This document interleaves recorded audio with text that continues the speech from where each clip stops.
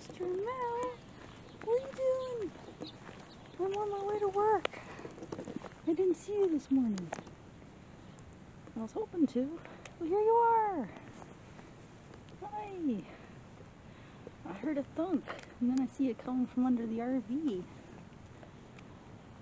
How you doing? Who's the happiest kitty? Me. Oh, you're such a sweetie.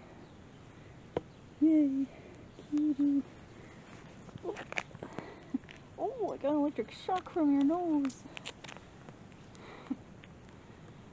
I have to go to work.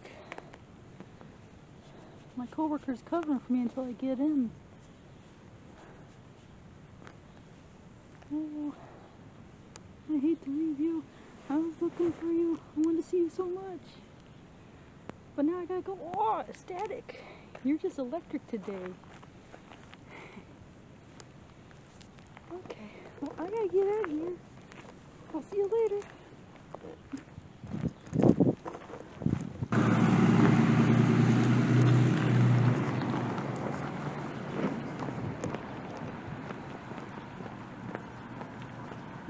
Kitty.